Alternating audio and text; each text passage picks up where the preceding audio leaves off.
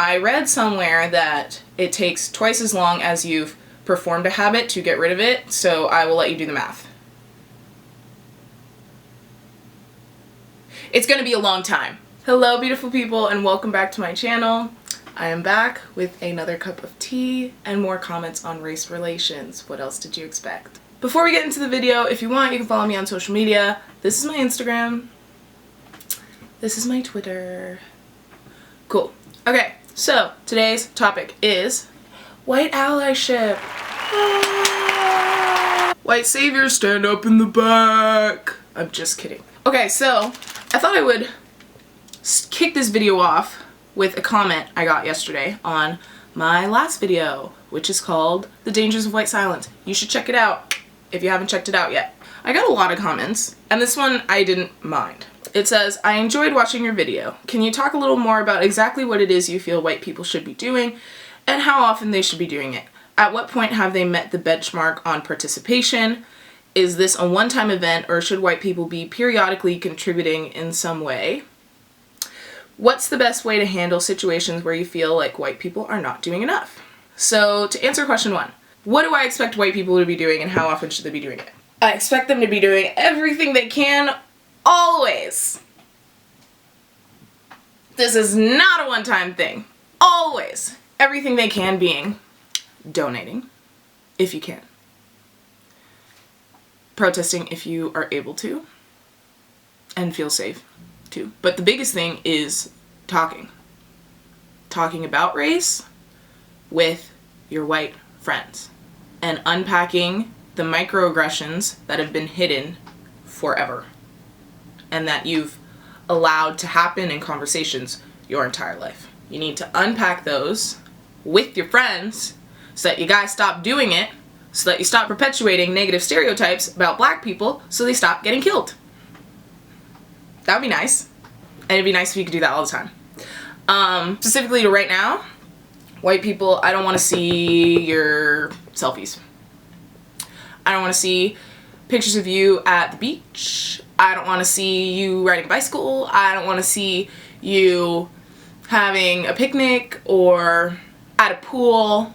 Here's the thing. I'm not saying you can't have a picnic, but don't take up space on the internet right now posting about your picnic, but because what you're saying is that is more important than human rights right now. You are saying this picture of me having a picnic is more important than your life. Because you're taking up space on the internet. You are taking up real estate on the internet to post about picnics when people are dying. Tone deaf. Don't come for me. I don't really care what your reason was. I don't care why you feel the need to post a selfie today. If you're not black, black people can do whatever they want. Why? Because we've been fighting this fight for years and we're tired and it's traumatic to see your own people dying on television. It's traumatic. It's mentally exhausting. Black people's mental health, my mental health, is terrible right now. I haven't slept all week. So if I want to go for a picnic, I can go for a picnic. But what am I not doing? Really posting about it. If I did though, if I saw a black person post about their picnic, I'd be like, I totally get it. When I see white people posting about their picnic, I'm like, oh, it's just a normal day for you. Again, cool. Cool. Well, we're dying. Awesome. Thank you for that message. Think about what you're saying. Think about what you're saying when you post a selfie or a video of you riding a bike or a picture of you at a picnic. When people are being murdered on camera for the color of their skin. Your camera is showing you at a picnic and ours is showing us dying. Dangling your privilege in my face like a set of keys. Stop it. I'm done. Stop. Hello, look at me at this picnic. Aren't I cute? Look how aesthetic I am. Your aesthetic is glowy skin, pools, picnics, cute blankets on the grass. Our aesthetic right now is blood on concrete. And you're not seeing the juxtaposition for some reason, but you're not an ally if you're doing that, is all I'm saying. If all of the real estate you're taking up on the internet is not dedicated to Black Lives Matter right now, you're not an ally. Don't kid yourself. Don't come for me. Don't tell yourself that you are to make yourself feel better. You're not. You're not. And there can be indirect ways, like even YouTubers right now or people who own companies, they're taking a percentage of their profit and donating it. That's a great way to continue your business, but make it about Black Lives Matter. Like, there are ways you can do it if you give a f. So don't tell me you give a f and not be doing it. Your regular aesthetics are on pause. Why? In case it's not in your head yet, this is a big deal. And if you are one of those people that maybe accidentally posted something insensitive and then a Black person tells you, or indirectly tells you, that it is not the time, this is not your time to be offended, because you do not get to be offended by somebody telling you that you were offensive. That's bullshit. I'm over it. We're done. I'm not doing that anymore. I've spent my entire life, I said this on my Instagram, you might have seen this, I've spent my entire life holding my tongue when white people say something like, your hair would really look better if it was straight, or touching it, or being like, oh my god, if you cut it shorter, would you have an afro? Or saying, where are you from? And me being like, Oshawa. And then being like, no, but like, where are you really from? Like, where in Africa? Things like that. People saying things like that to me, and me just being like, because I don't want to make them uncomfortable. But I'm not doing that anymore, so you're gonna have to figure out how you're offending people and check your privilege and get over it. That's all I have to say on that. So something else you can be doing.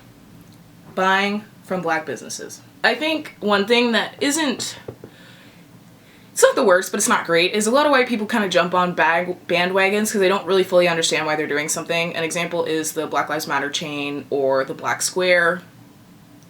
You're kind of like, this seems activist. This seems like something I should be doing, so I'm going to do it.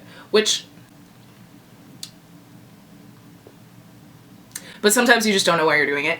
So I know a lot of people are sharing Black businesses right now, and I think some of them get it, but I think some people are kind of just doing it. But the reason we're trying to, as a society, start buying Black more as a staple is because we're trying to redistribute the wealth. The reason why it's so important to buy Black is because we want to redistribute the wealth that is not fairly given out, the wealth that is mostly given to white people, whether that's through higher pay or the access to education that allows them to get better jobs, or even just the way their names sound allows their applications for jobs to get more callbacks and things like that. Just every single step along the way, white people have an advantage where Black people don't, in regards to economics as well as everything else. Like, watch it's the little cartoon, and it's talking about those two kids, like Jimmy and Jamal, or I don't know. Their names were literally probably something like that. And it's like a white kid and a Black kid, and showing how they went to the same school and they were friends, but the white kid gets way more opportunities than Jamal, even though they have the same grades. So what I'm saying is, white people have an advantage and will get more for doing the same things Black people will be doing. So sometimes all of your wealth isn't necessarily ethically earned and completely deserved. People are probably gonna come for me for that, but come on, you're walking on stolen land, bro. You're walking on stolen land. Christopher Columbus shows up to a place where people are already living, steals the land, and says, I found it. And then gets fame forever. Not rightfully owned. Not rightfully famous. That example is kind of the archetype. That scenario is kind of the archetype for the whole, yeah, you got that, but was it really yours, and did you really earn it? Thing. That comes with white privilege. Not to say you didn't work hard, but I'm just saying, broaden your scope and give your money to Black people. That's really what I'm saying. Give your money to Black people. Next. At what point have they met the benchmark for participation? This isn't a sport with participation medals. This is human rights where people are dying. So I would say white people have never met the benchmark because Black people are still dying and still oppressed and still being mass incarcerated. I wouldn't say white people have ever met the benchmark. Simple as that. Next. Is this a one-time event? or should white people be periodically contributing in some way? I would say this isn't a one-time event in the way racism is not a one-time event. I will insert a brief history of the timeline of racism here. The part on the right that says after segregation is really just mass incarceration, so don't think that racism was over here. Obviously not, because we're still in it and it is alive and well. I read somewhere that it takes twice as long as you've performed a habit to get rid of it, so I will let you do the math. It's gonna be a long time. No, it is not a one-time event. Just like black people being murdered at the hands of white people was not a one-time event. And I wouldn't even use the term periodically contributing. It needs to be consistent. Consistent. Always. It needs to be as important to you as it is to breathe, if we're gonna get anywhere. Because what were George Floyd's last words? It needs to be as important to you as it is to breathe. Always. Consistently. For generations. Forever. I need your allyship to last generations. I need you to do this your entire life and teach your kids, and teach your kids well enough for them to teach their kids, plus also teach your grandkids if you're there. Again, I'll insert the timeline on the screen. That twice. Twice! It's a lifetime commitment. It is not an Instagram trend. You are not an ally if you were here for the black screens and the Black Lives Matter chains and the lore surrounding the social media. The two girls on Instagram who got really drunk and went to the protests and then posted on Instagram, Black Lives Matter. No, we're not doing that. This is a lifelong commitment. You're either in it or you're not. You're either in for the long haul or get out of the way. Get out of the way. Because it's becoming abundantly clear who is down. Who is really down. And I am lucky that I have friends around me who are allies who are really down. And I'm very grateful for them. But then I see people on the internet who are just faking it for the trend. For the Insta. Stop it. You don't get it. They really think this is gonna be a 2-week thing or like a month-long thing, and then their hands are clean. I was an ally. No. Generations. Are you ready to do this for generations? If you want to be an ally, I'm asking you, are you ready to do this for generations? For your whole life and pass it on? If not, you're not an ally. Don't call yourself one. Next. Is this a one-time event really got me? Sorry, that was offensive. I know you didn't mean it. But what have we learned? What have we learned in the past little while? Intentions don't really matter if people are still dying. What's the best way to handle situations where you feel people are not doing enough? I don't come for people directly. Like, if you're doing something that bothers me, I'm not gonna DM you about it. I'm just gonna unfollow you. Like, especially because those people are not usually people that are close to me, so I'm not gonna, go out of my way to wake you up. I don't know if those people are really within my scope. And what I mean by that is, again, I talk about this on my podcast, which I will link down below. But I was doing some research on the effectiveness of riots, for obvious reasons. And it was saying that riots and protests in regards to how the American public views it on their screen and how that affects who they're going to vote for. So protests are effective when they are peaceful and they are met with police violence. So for example, Selma, it was strategic for the civil rights movement to pick Selma because they knew they were going to be met with a lot of police violence. And so that would appear on TV, like there were these peaceful protesters and then these evil police attacking them. And that causes the American... Oh, okay, so I forgot to mention this.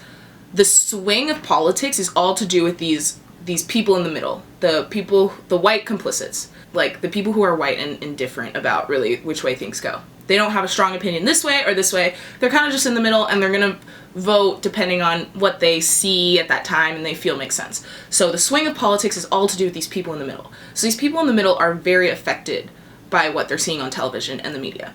So when they see, peaceful protesters, being met by really violent police, they're going to vote for the candidate who is more likely to support the rights of the protesters, aka the Democrat.